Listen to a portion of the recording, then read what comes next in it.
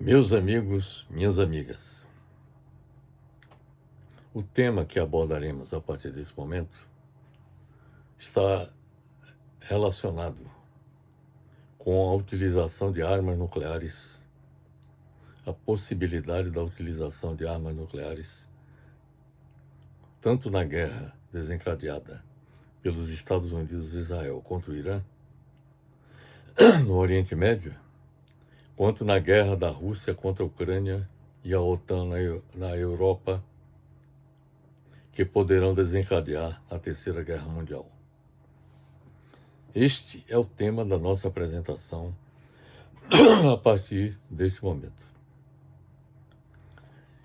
De início, é importante destacar que os Estados Unidos poderão utilizar armas nucleares contra o Irã com o propósito de obter a sua rendição incondicional.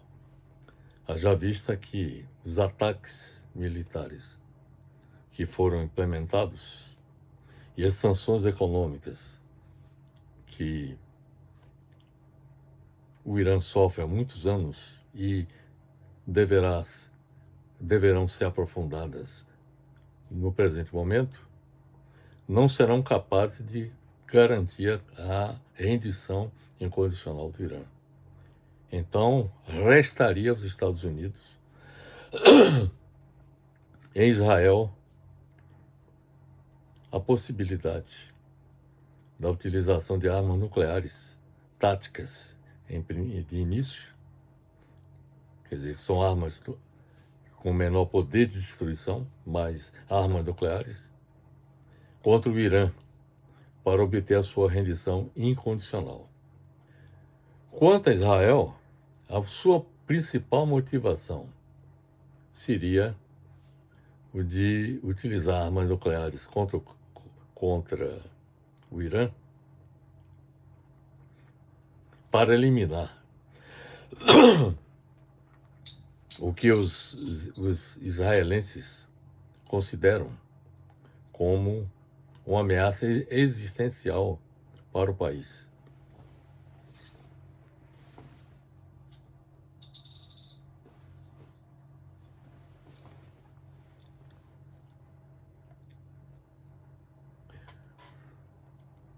Uma outra ameaça de utilização de armas nucleares diz respeito à possibilidade da Rússia utilizar essas armas contra a Ucrânia para obter a sua rendição incondicional, haja vista que a Ucrânia está, inclusive, atacando alvos existentes no território da própria Rússia, através de drones,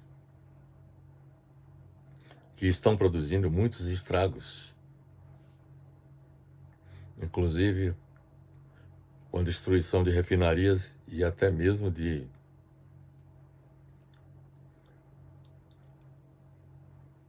bases militares. Então a Rússia poderá utilizar essas armas nucleares para obter a rendição incondicional do Irã, da Ucrânia, digo melhor, e contra os países europeus da OTAN, por conta do fato de que esses países europeus continuam dando sustentação militar e econômica à Ucrânia.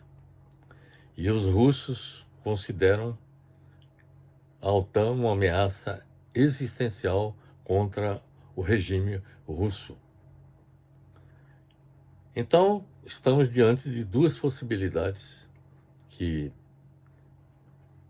desde que houve o lançamento das bombas atômicas em Nagasaki e Hiroshima, sempre se admitiu que o uso de armas nucleares não seria colocada como alternativa bélica por qualquer país do mundo. Apesar da corrida armamentista, do aumento do arsenal de armas nucleares, não só pelas grandes potências, mas também por potências menores, como é o caso, por exemplo, da Coreia do Norte, o próprio Israel, que possuem ogivas nucleares, sempre se admitiu que essas armas elas não seriam utilizadas até por conta dos, das suas graves consequências, até mesmo de desencadeamento de uma terceira guerra mundial, que é exatamente o que poderá acontecer se efetivamente os Estados Unidos e Israel decidirem lançar bombas atômicas contra o Irã para obter a sua rendição incondicional, ou a Rússia também utilizar armas nucleares para obter a rendição incondicional da Ucrânia e impedir que a OTAN continue fornecendo armamentos e os países europeus ajuda econômica à Ucrânia para enfrentar a Rússia. O risco de utilização de armas nucleares pelos Estados Unidos e Israel contra o Irã e da utilização pela Rússia contra a Ucrânia e países europeus da OTAN comprovam o fracasso da ONU como mediadora dos conflitos internacionais e a necessidade da construção de uma nova ordem mundial que tenha capacidade de impedir anarquia no sistema internacional, que é o que está acontecendo no momento. Ninguém está obedecendo o que estabelece o direito internacional. Então é importante que uma nova ordem mundial ela seja capaz de impedir a anarquia do sistema internacional, evitar os conflitos internacionais e, sobretudo, impedir a eclosão da Terceira Guerra Mundial. Eu creio que é chegado o momento da comunidade internacional, dos povos, dos países amantes da paz, se mobilizarem no sentido de impedir que ocorra esse desfecho, que seria a possibilidade da eclosão da Terceira Guerra Mundial. Bem, a nossa apresentação ela vai constar. Primeiro, vamos falar sobre a guerra dos Estados Unidos e de Israel contra o Irã. Em seguida, nós vamos apresentar a guerra da Rússia contra a Ucrânia e os países da OTAN. E, no final, vamos apresentar as conclusões relacionadas com tudo que nós apresentamos a respeito desses dois conflitos internacionais. Bem, sobre a guerra dos Estados Unidos e de Israel contra o Irã, é importante observar que nesta guerra é considerado possível o emprego de armas nucleares pelos Estados Unidos contra o Irã ou por Israel contra o território iraniano. Este risco é claramente maior porque a guerra contra o Irã se prolonga, observe bem para isso, se prolonga em prejuízo da economia mundial se esse conflito perdurar por muito tempo. Existe a tendência de que haja uma depressão da economia mundial. Ou seja, haveria uma crise profunda na economia mundial por conta do problema energético e a quebra das cadeias de suprimento mundial, haja vista que a economia mundial ela se globalizou, sobretudo a partir da década de 1990. Quer dizer, houve uma intensificação da globalização que já existe desde o século XVI, mas que no século XX, XXI, se intensificou e o processo de globalização, a interdependência econômica se acentuou de forma vertiginosa. De modo que,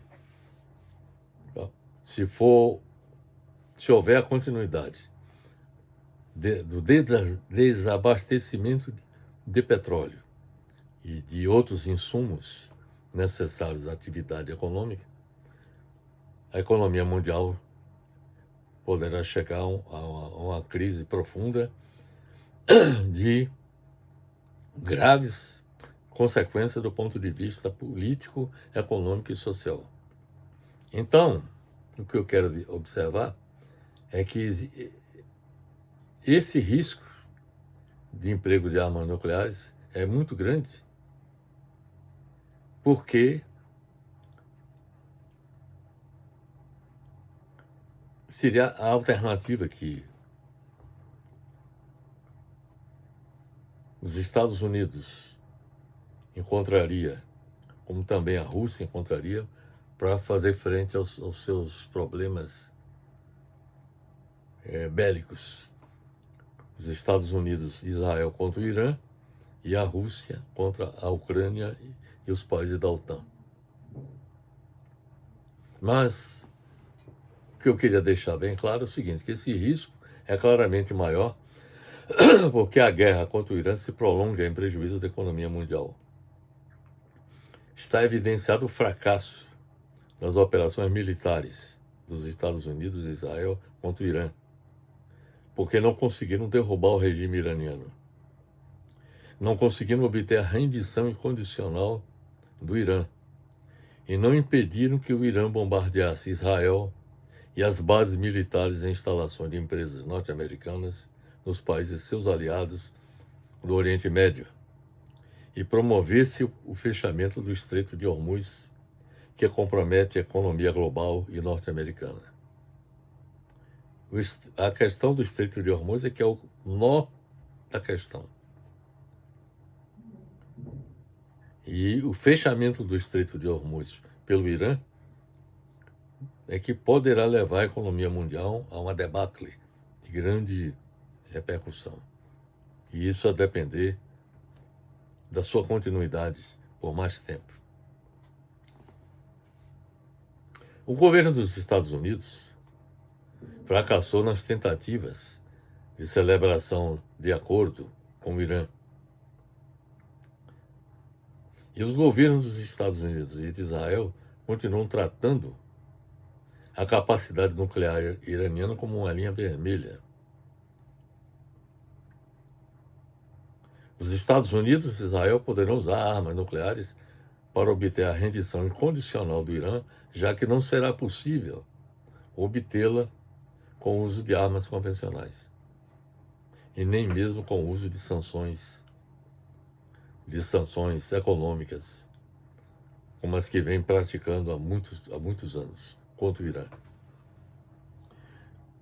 Eu gostaria de chamar a atenção para um artigo que foi publicado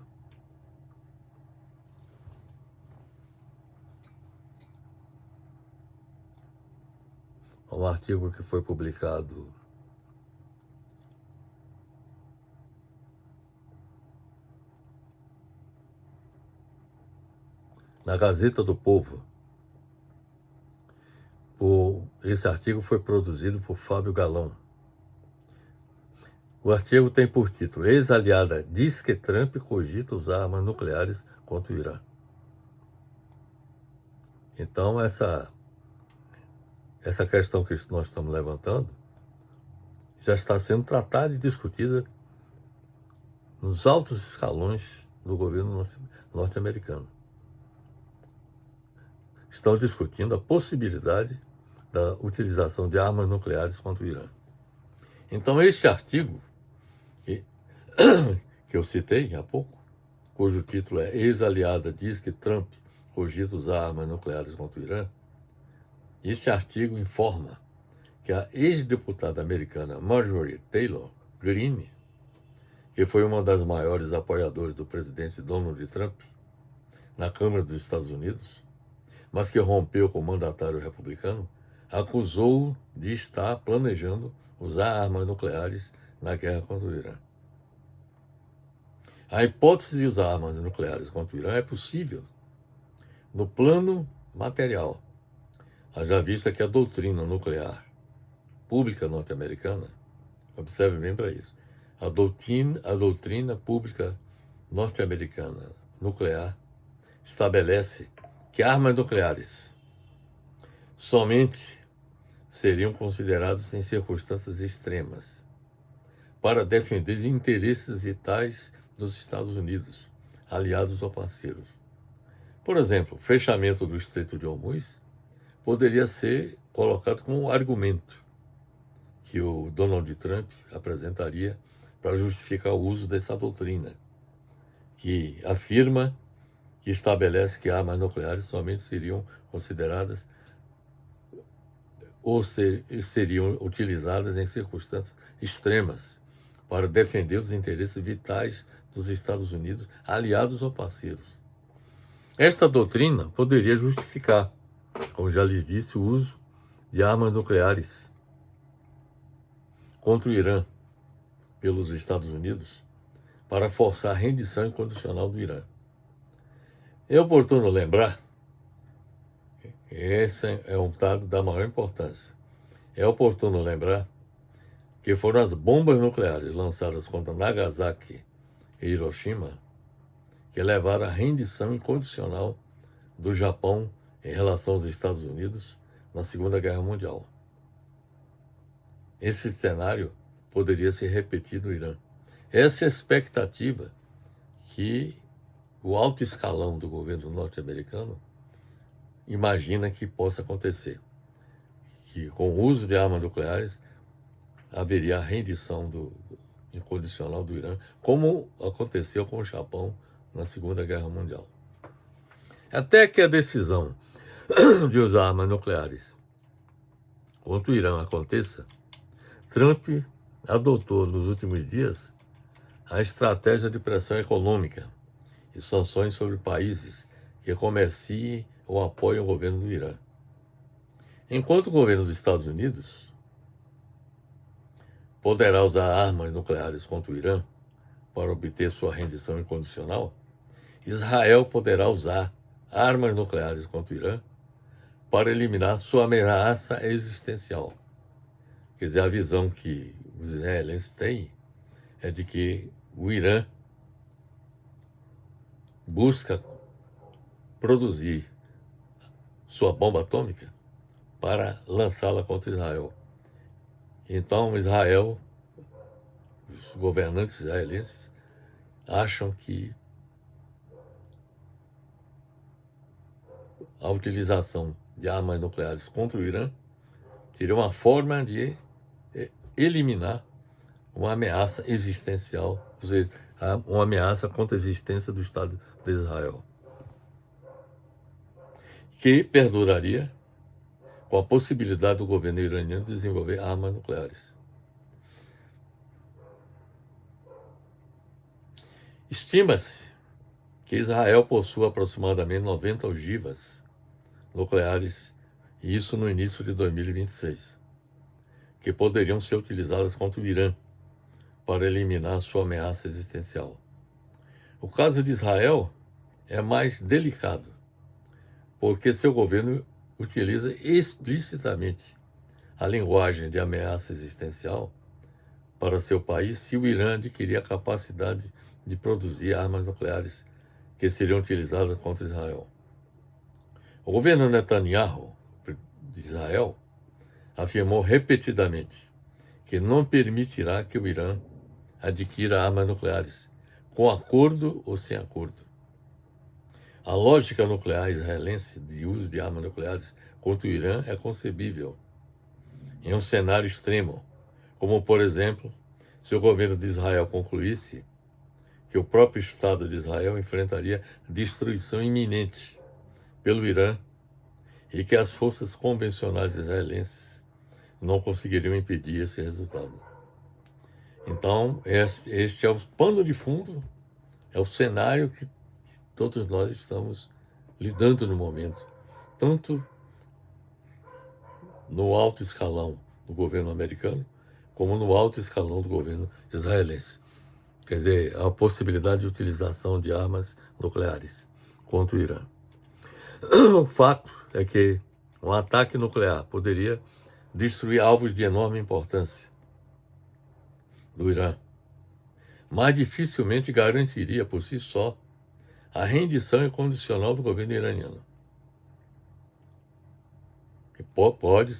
Quer dizer, nada garante que o comportamento do governo iraniano seria similar ao do governo japonês durante a Segunda Guerra Mundial. Isso porque o Irã possui um território de cerca de 1.650.000 quilômetros quadrados de território. Tem uma população numerosa de 92,3 milhões de habitantes. Tem instalações militares dispersas e estruturas subterrâneas. A maior parte das bases militares iranianas, elas estão submersas, são subterrâneas. Um ataque limitado, usando armas nucleares, poderia inclusive produzir um efeito político inverso, isto é, consolidar a resistência iraniana. É importante destacar que ataques nucleares norte-americanos e israelenses contra instalações subterrâneas iranianas dispersas e próximas de áreas habitadas poderiam gerar consequências radiológicas enormes em toda a região do Oriente Médio, sem garantir a rendição incondicional do governo iraniano e a eliminação completa de todo o programa nuclear iraniano. Então, é importante destacar esse aspecto, que nada garante que, mesmo com o lançamento de armas nucleares sobre o Irã, haveria a rendição incondicional do Irã, pelas razões que acabamos de expor. Além disto, quer dizer, a radiação provocada pelas bombas atômicas sobre o Irã se dispersaria por todo o Oriente Médio, atingindo populações de outros países da região. Além disso, haveria riscos de escalada regional extremamente grave, como os ataques iranianos contra Israel e bases americanas, que praticamente todas foram destruídas, mas haveria continuidade do bombardeio contra as instalações americanas existentes nesses países. Não apenas bases militares, mas instalações de empresas e, inclusive, a infraestrutura de produção de petróleo existente nesses países.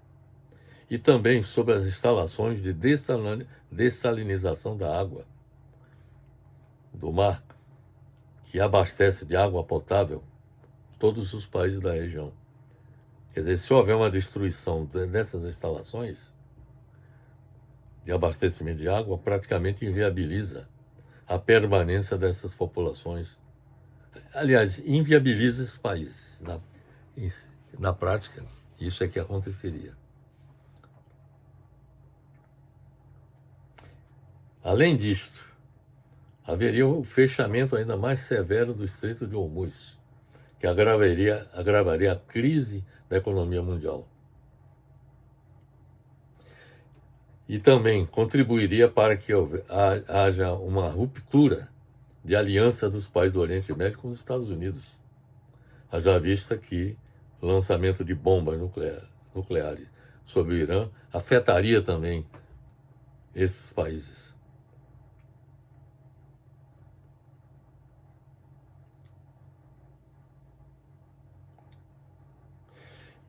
Além disto, o lançamento de bombas atômicas contra o Irã provocará enorme pressão internacional contra os governos norte-americanos e israelenses pelo uso de armas nucleares contra o Irã.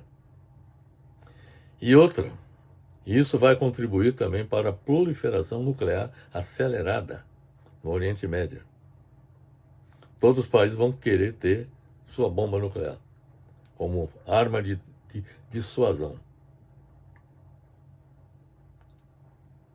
E também a entrada direta de outras grandes potências militares no conflito, como a Rússia e a China, em apoio ao Irã, com o risco de desencadear a Terceira Guerra Mundial. Ainda, como consequência, o fato de um emprego de bombas nucleares pelos Estados Unidos e Israel contra um Estado, ou seja, um país que não possui armas nucleares, como é o caso do Irã, poderia incentivar outros países a concluir que a única proteção definitiva contra uma potência nuclear é possuir sua própria bomba.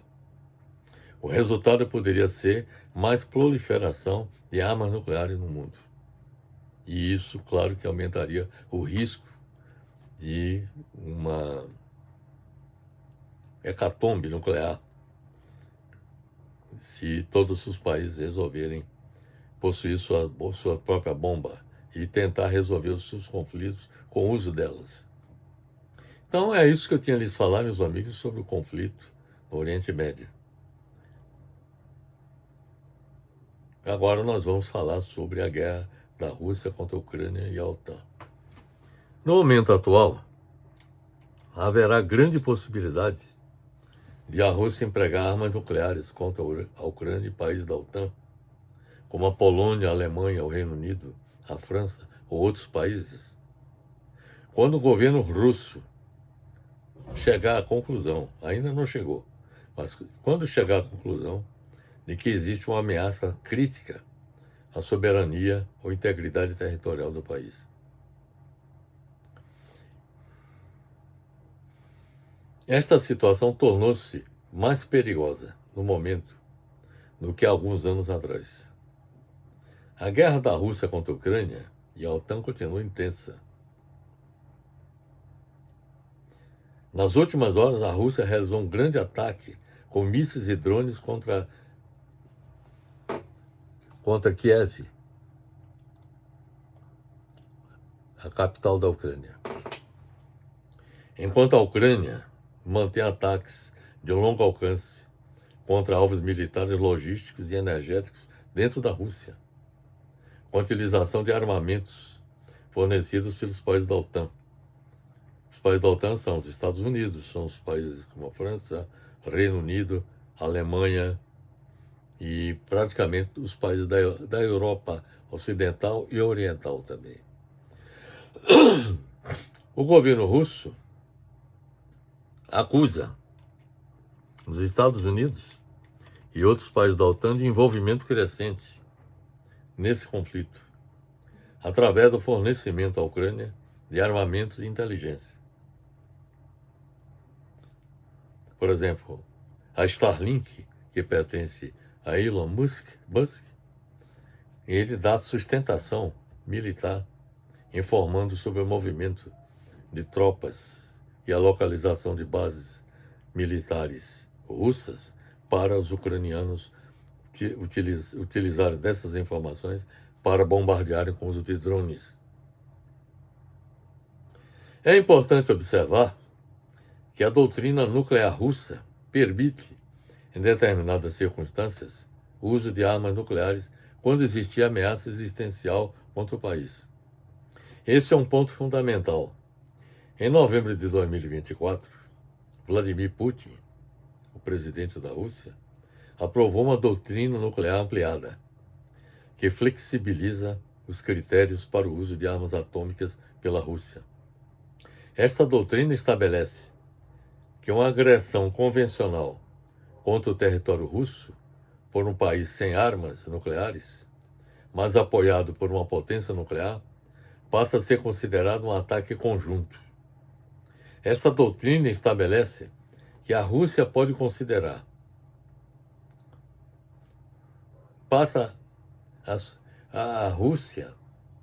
esta doutrina estabelece que a Rússia pode considerar o emprego de armas nucleares diante de uma agressão convencional contra a Rússia, ou Belarus, que é um país vizinho à Rússia e que é aliado da Rússia. Então, eles colocam que o emprego de armas nucleares contra a Rússia e Belarus representa uma ameaça crítica à soberania ou integridade territorial desses países. Então, já existe essa doutrina. E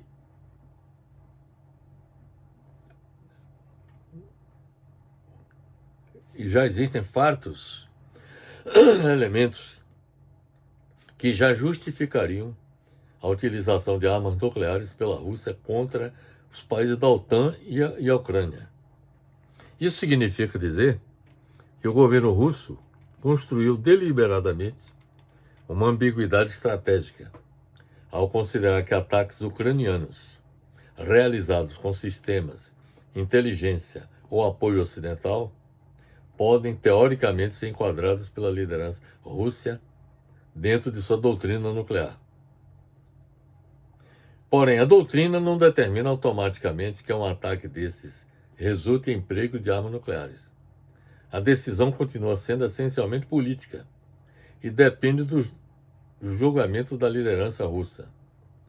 A hipótese mais plausível, caso a barreira nuclear fosse rompida, não seria inicialmente um ataque estratégico contra cidades europeias, mas alguma forma de emprego nuclear limitado, destinado a obrigar a Ucrânia e seus aliados a recuar.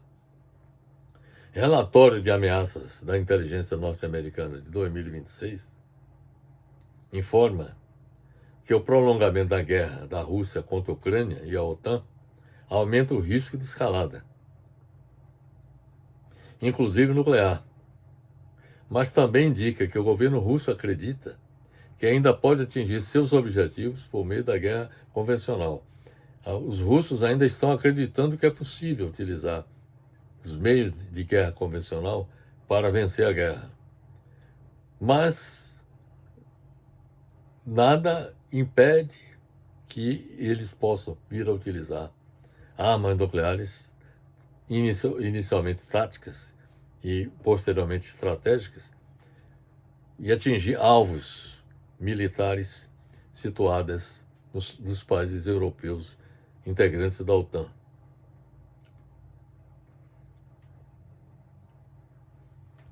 Este aspecto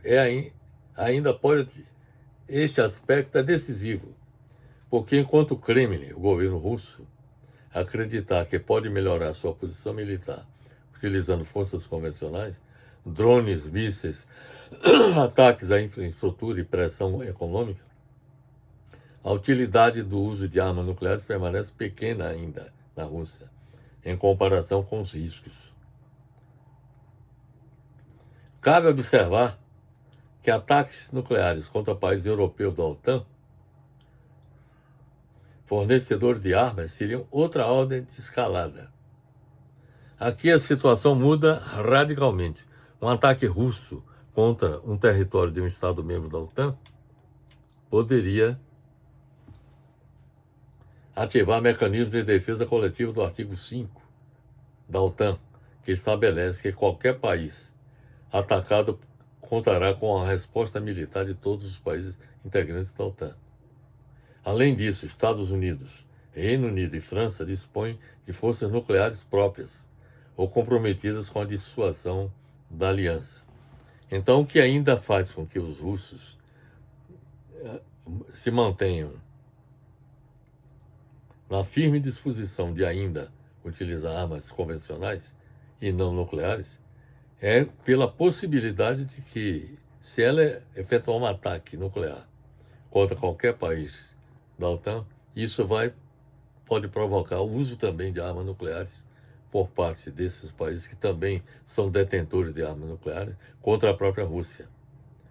Então, há um impasse diante desse quadro.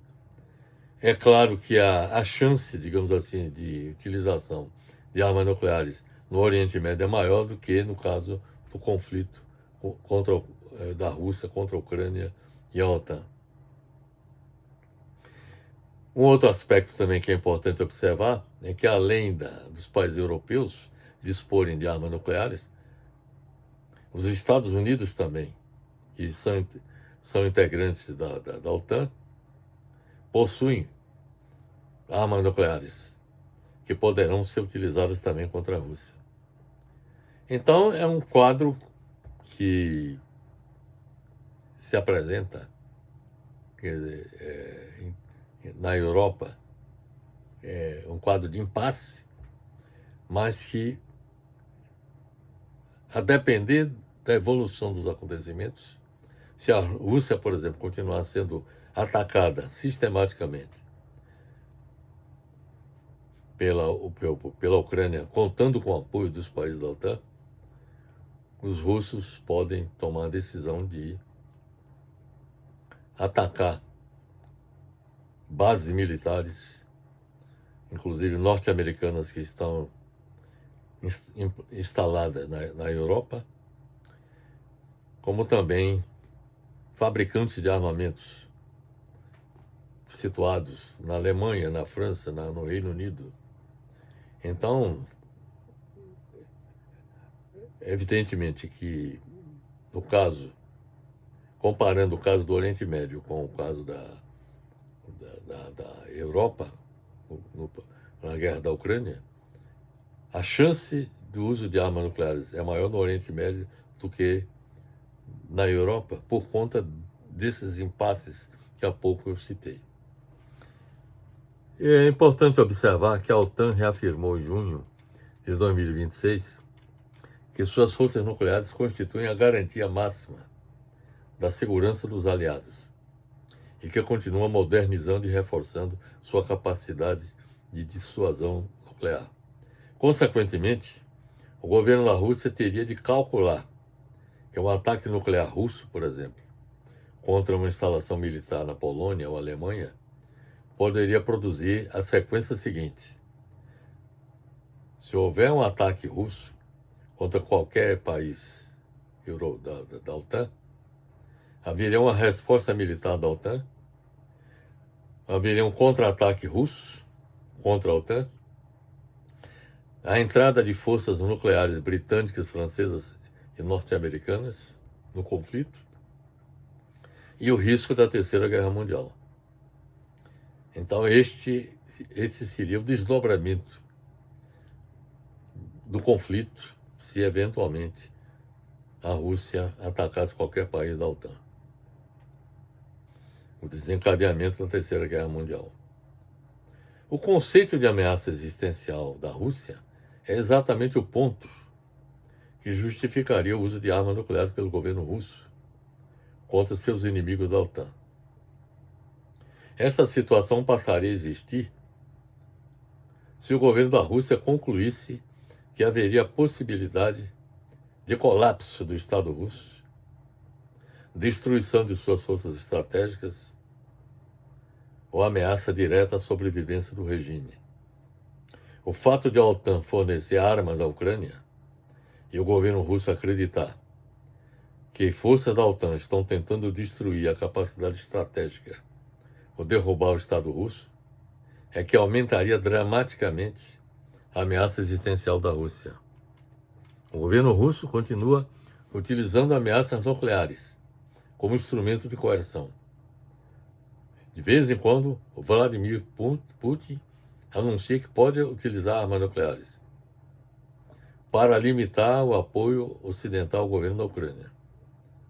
Avaliações independentes continuam considerando improvável o emprego nuclear russo de imediato, mas não descarta a possibilidade de uso futuro.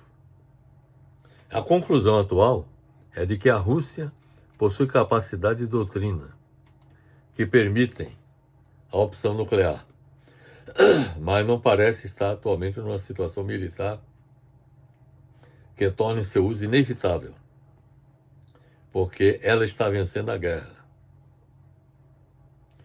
O risco aumentaria substancialmente se o governo da Rússia passasse a considerar que está sofrendo uma derrota catastrófica no campo de batalha na Ucrânia e na própria Rússia, que forças da OTAN entrassem diretamente na guerra. É uma outra possibilidade que existe.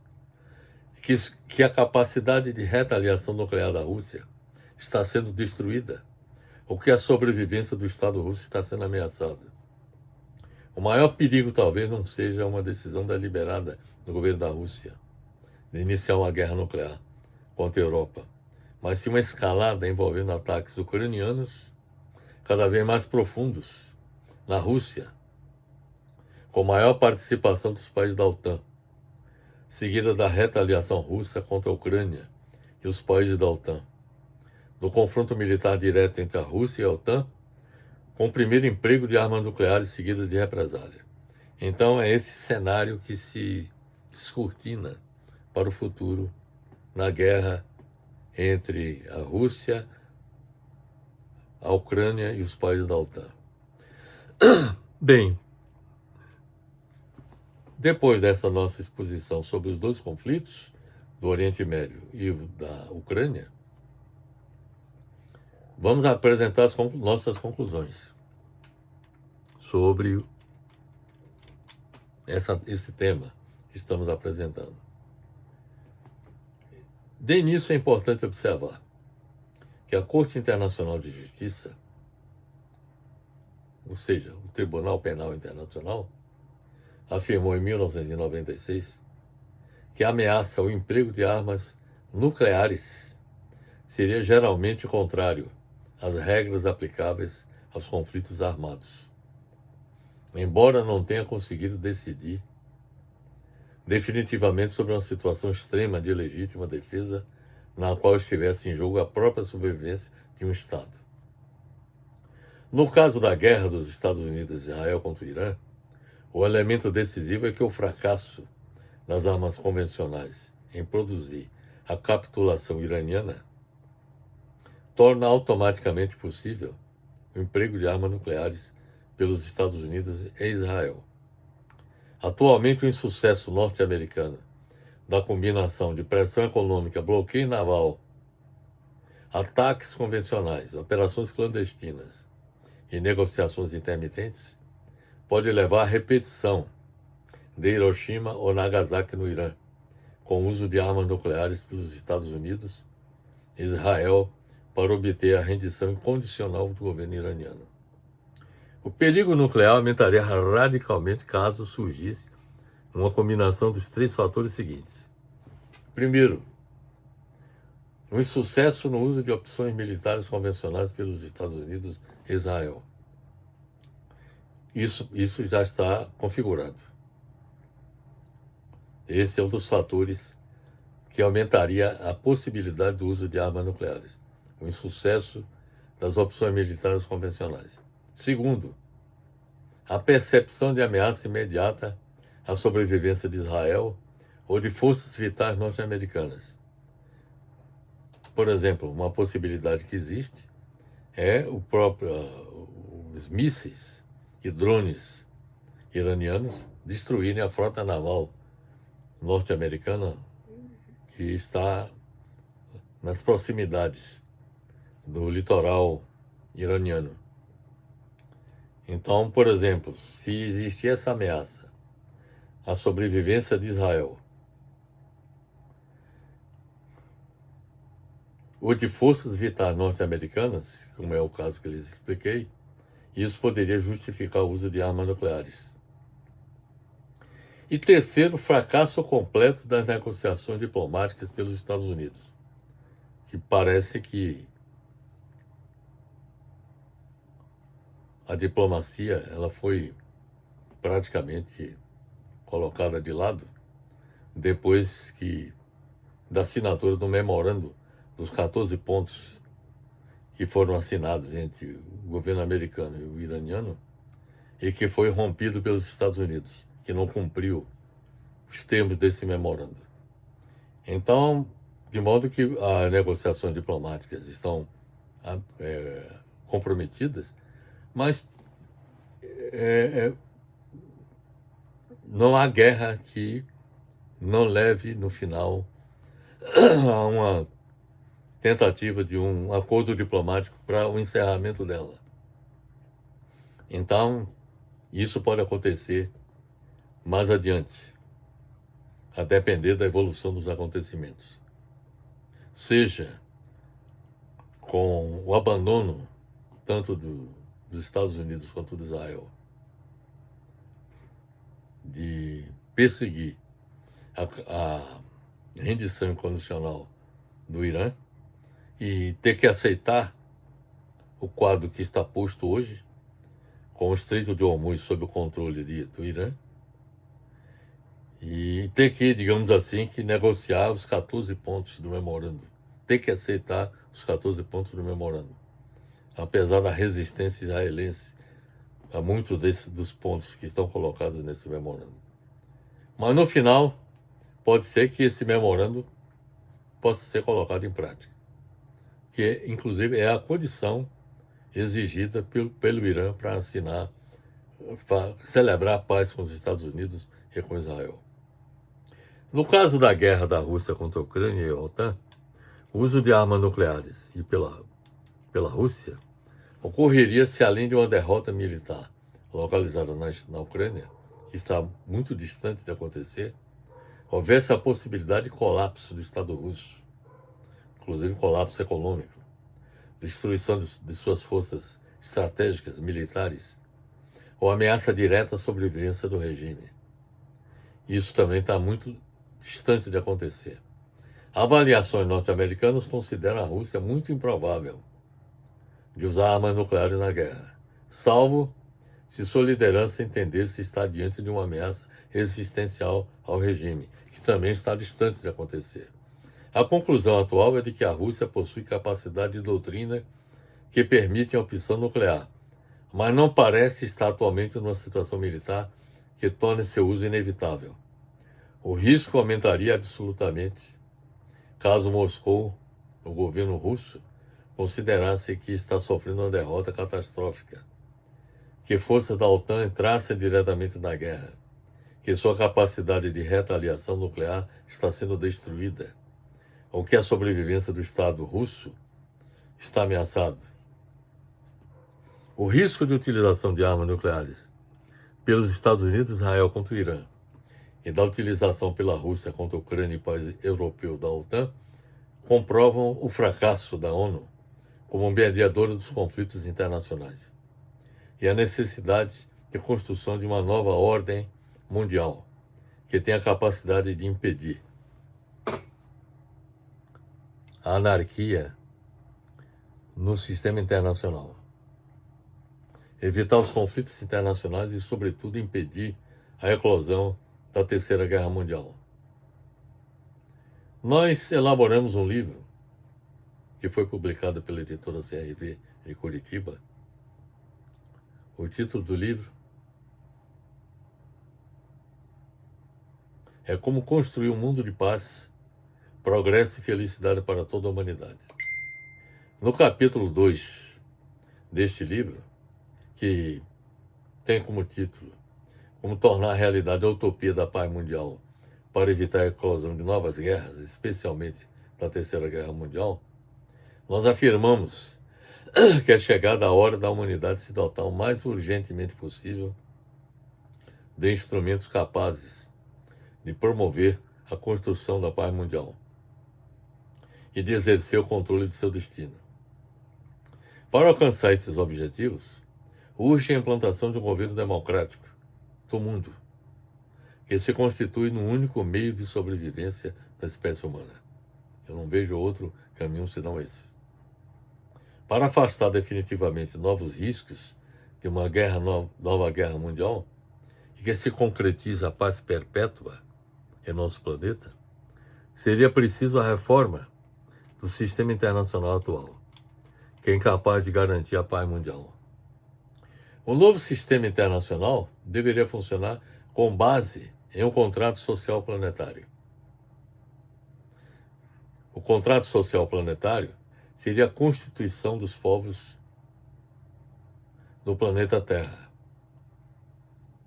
Para a elaboração do contrato social planetário, deveria haver a convocação de uma Assembleia Mundial Constituinte, com a participação de representantes de todos os países do mundo, eleitos para este fim. O contrato social planetário deveria estabelecer a existência de um governo mundial.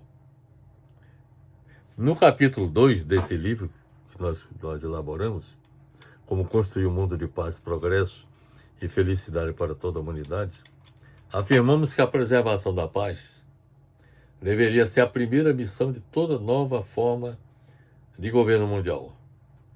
Ele teria por objetivo a defesa dos interesses gerais do planeta, compatibilizando-o com os interesses de cada nação. Para que isso aconteça, é preciso que exista uma governabilidade democrática do mundo, com um governo mundial eleito por todos os países do mundo. seu papel seria de construir a governabilidade da economia e do meio ambiente global e a manutenção da paz mundial. Por seu intermédio, seria perseguida a defesa dos interesses gerais de todos os países do mundo, no plano das relações internacionais. Um governo democrático mundial zelaria no sentido de que seja respeitada a soberania de cada país, porque atuaria no sentido de evitar que qualquer país intervenha nos assuntos internos de outros, como vem acontecendo, sobretudo nos últimos tempos. Sobretudo com intervenções militares.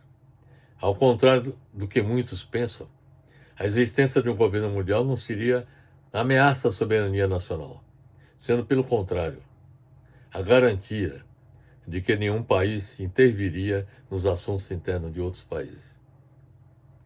No capítulo 2 do livro de nossa autoria, Como Construir um Mundo de Paz, Progresso e Felicidade para toda a Humanidade, nós afirmamos que, além do governo mundial e do parlamento mundial, deveria ser constituída também a Corte Suprema Mundial, que deveria ser composta por juristas de alto nível do mundo, escolhido pelo Parlamento Mundial, os quais atuariam por tempo determinado.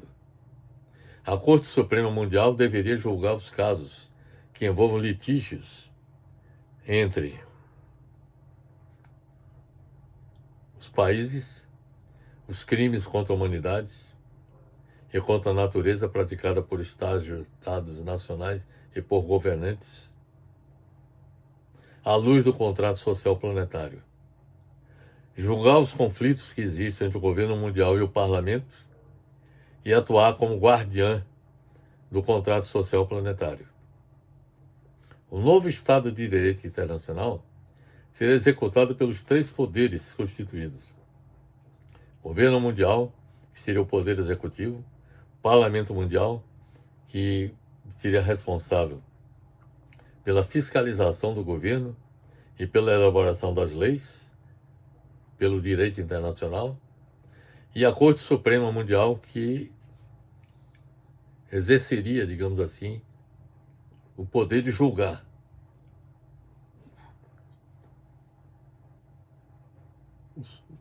os conflitos que existem entre o governo mundial e o parlamento mundial, julgar, resolver os litígios que existem entre países, julgar os crimes contra a humanidade e contra a natureza praticada por estados nacionais e por governantes, à luz do contrato social planetário. O novo Estado de Direito Internacional seria executado pelos 3 poderes constituídos: o governo mundial, seria o poder executivo; o Parlamento Mundial e a Corte Suprema Mundial. O poder mundial repousaria, portanto, no governo mundial, no Parlamento Mundial e na Corte Suprema Mundial. O governo mundial não terá forças armadas próprias, devendo contar com o respaldo de forças armadas dos países que seriam convocadas quando necessário. Com esta configuração proposta para a governança democrática do sistema internacional, nenhum país seria vassalo, portanto, do governo mundial. Nossa proposta de reestruturação do sistema internacional consistiria em fazer com que seja extinto o inoperante Conselho de Segurança da ONU, que a ONU seja reestruturada para se constituir em governo mundial, com a Assembleia Geral da ONU exercendo o papel de parlamento mundial, onde as decisões seriam tomadas, e o Tribunal Penal Internacional, reestruturado, operaria como Corte Suprema Mundial. Essa seria a nossa sugestão para lidar com esse vazio de poder que existe em escala global. No capítulo 2 do nosso livro, Como Construir um Mundo de Paz, Progresso e Felicidade para toda a Humanidade, nós afirmamos que, para viabilizar uma governança mundial é preciso que de início exista um poderoso movimento mundial em defesa da paz mundial, através de um Fórum Mundial pela Paz e pelo Progresso da Humanidade. A minha sugestão é de que os governantes de todos os países do mundo e que a própria ONU tome iniciativa no sentido de fazer uma convocação para debater sobre a questão da paz, da guerra e da paz no mundo.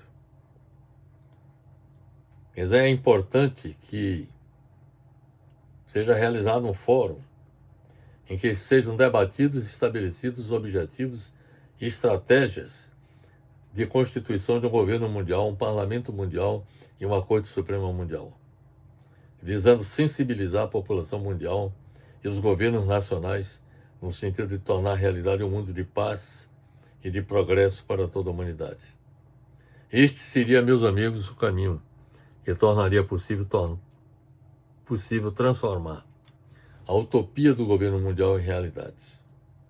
Sem a constituição de um governo mundial democrático, o cenário que se descortina para o futuro da humanidade será o de desordem econômica, política e social, da guerra de todos contra todos e de extinção da espécie humana, com o uso de armas nucleares pelos países contendores pelo poder mundial. Então, meus amigos, é chegada a hora de a humanidade se mobilizar no sentido de tornar realidade a existência de um governo mundial democrático que seja capaz de ordenar a vida política, econômica e social em nosso planeta. Para nós realizarmos nossa apresentação, nós levamos em conta várias publicações.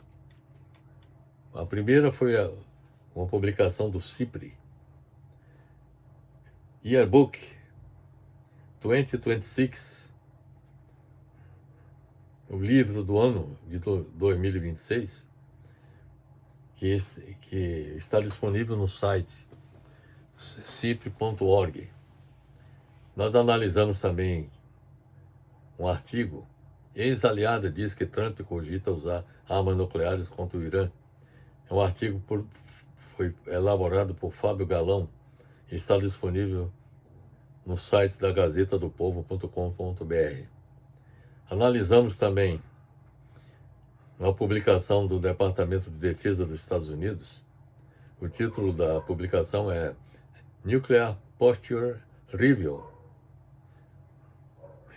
a revista de postura mundial. Isso está disponível no site mediadefense.gov, media.defense.gov. Nós analisamos também uma publicação da Corte Internacional de Justiça. O título do artigo é Legality of the Threat of the Use of Nuclear Weapons. Isso está disponível no site www.icg-cij.org. A legalidade, o título do artigo é Legalidade da ameaça do uso de armas nucleares. Nós levamos em conta também o livro de nossa autoria, Como Construir um Mundo de Paz, Progresso e Felicidade para toda a Humanidade, que foi publicado pela editora CRV de Curitiba em 2024.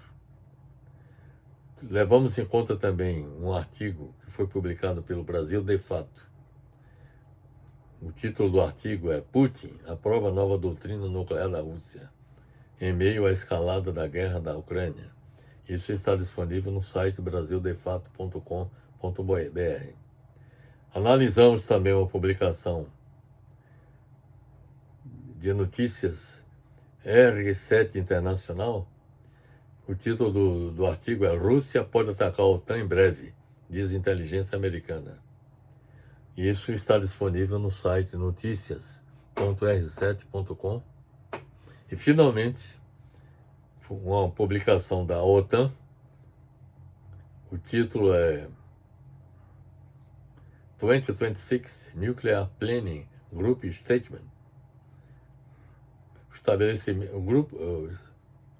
Estabelecimento do Grupo de Planejamento Nuclear 2026.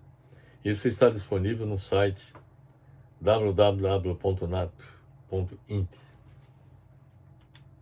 Então, meus amigos, é isso que eu tinha que é o que tinha a lhes apresentar a respeito desse tema da maior importância para toda a humanidade, haja vista os riscos que todos nós corremos de que o conflito no Oriente Médio quanto na Ucrânia resultem no uso de armas nucleares e, com isso, a possibilidade de desencadear a Terceira Guerra Mundial. Estamos aqui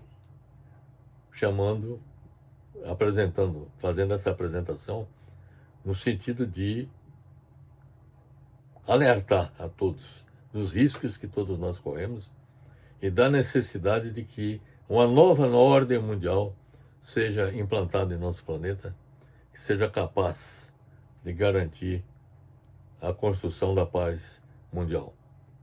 Deixo meu abraço fraternal para todos.